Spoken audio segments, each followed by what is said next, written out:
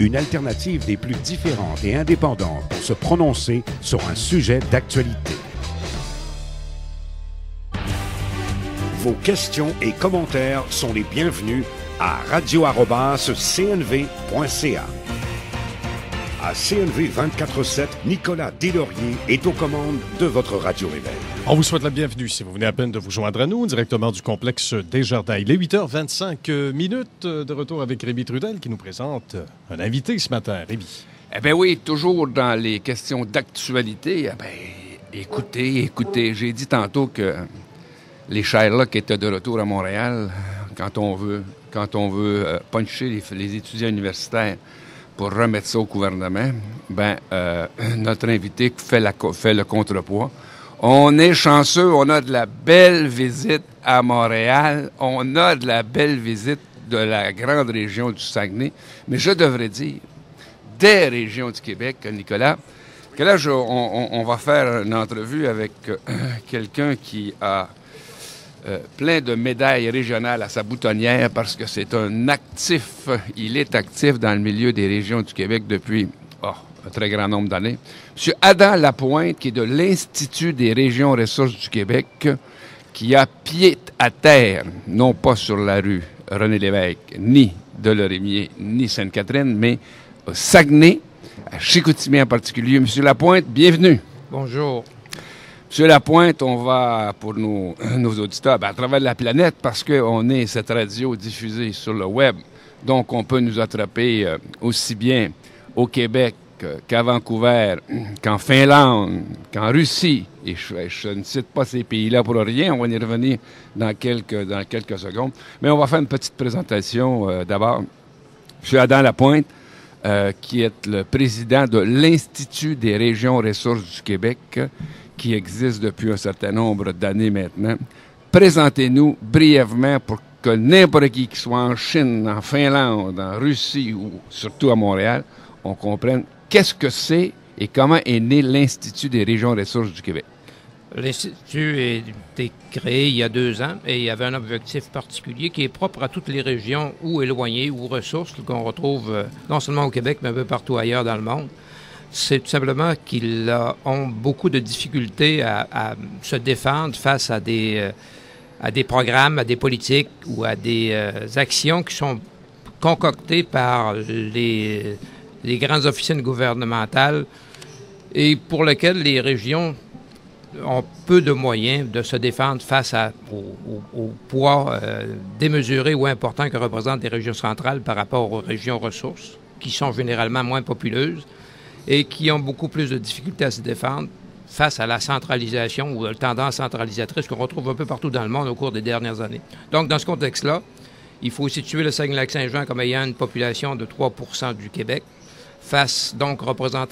représentant face au reste des régions centrales. Donc, le poids démographique ou la valeur où les moyens de se défendre sont limités. Donc, dans ce contexte-là, on est toujours une région prise isolément a beaucoup de difficultés à trouver ou à justifier ou à bâtir un argumentaire pour se défendre face à des politiques souvent bien intentionnées, mais qui ont des impacts excessivement négatifs dans les régions. Par contre, si on regroupe l'ensemble des régions économiques, ces régions ressources du Québec, on retrouve avec un poids, une population de 10 %, ce qui n'est pas banal, donc ce qui devient important. Deuxième chose, si on regroupe le poids économique que représentent ces 5 régions du Québec, ils ont un PNB équivalent à celui du Nouveau-Brunswick. Alors maintenant, si on regarde seulement ces 2 éléments-là, on a un rôle à jouer, on a une importance excessivement... on était très important pour le Québec, donc il faut tout simplement expliquer et justifier les positions qu'on a et être capable de bâtir un argumentaire pour défendre ces régions-là. Alors donc, l'Institut des régions ressources du Québec, c'est pour porter plus loin la voix des régions du Québec en matière forestière en particulier, parce que cette voix-là, on constate qu'elle n'est pas suffisamment entendue dans les organismes centraux des États. Et c'est, entre autres, en particulier, pourquoi il y a certaines de ces non-politiques dans le domaine de la foresterie qui font si mal aux régions du Québec et qu'on est plutôt concentré, en tout cas en termes d'information, sur les régions centrales. Il est évident que la première activité économique de nos régions, auxquelles on fait référence, c'est l'activité forestière. Donc, dans ce contexte-là, l'ensemble des politiques apporte beaucoup moins de poids à l'effet géographique des politiques qui sont décidées, qui sont prises en fonction d'autres impératifs que ceux des régions. Donc, dans ce contexte-là, on voulait tout simplement présenter le point de vue des régions face aux politiques ou face aux programmes gouvernementaux qui sont en place et de ceux également dont on parle ou qu'on pense vouloir implanter, ou encore lequel serait préférable d'avoir pour un développement plus harmonieux de nos régions. Et là, vous avez regroupé un certain nombre de personnalités qui ont été impliquées, sont toujours impliquées dans la question de la mise en valeur des ressources de la nature, des ressources naturelles des régions, autour de la table pour faire en sorte qu'on élève le ton de la voix des régions.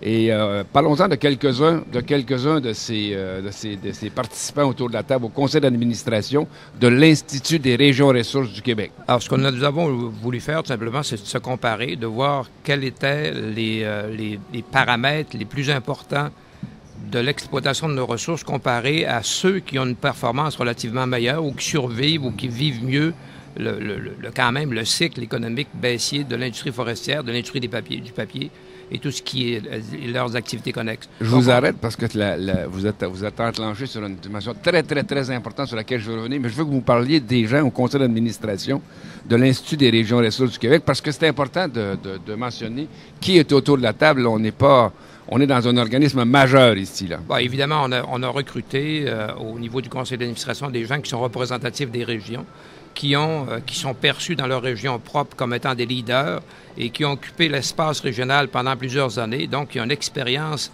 et un vécu des relations région ressources versus les régions centrales. Donc, ces personnes-là ont tous un passé qui les exposait à vivre ou à subir ces problématiques-là. Donc, nous avons là des gens qui ont œuvré dans le milieu universitaire, l'ancien recteur de l'Université du Québec à Chicoutimi, de l'Université du Québec, évidemment, l'Abitibi-Témiscamingue, des gens de l'Université du Québec. Quelqu'un qu'on connaît bien. C'est ça, exact. Qui est sorti de l'Abitibi, mais l'Abitibi ne sort pas de lui. Ça. Et évidemment, ce sont des gens qui ont œuvré ou qui ont travaillé ou qui connaissent les problématiques des régions ressources. On a évidemment des gens du milieu des affaires, des gens des milieux socio-économiques et sociopolitiques. Donc, ce sont tous des gens qui ont une expérience excessivement importante des problématiques associées aux régions et qui les ont surtout subies pour être en mesure de réagir à ces problématiques-là. Everything you have done, why is everything so wrong? This is a happy end, come and give me your hand, I'll take you far away.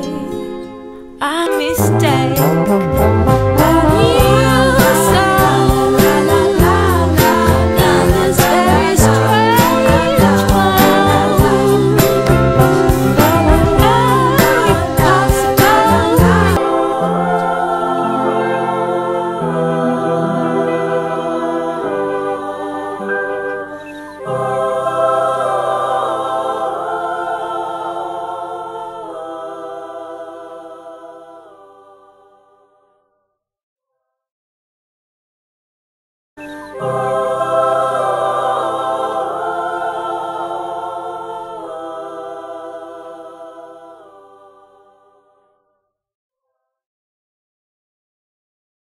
Oh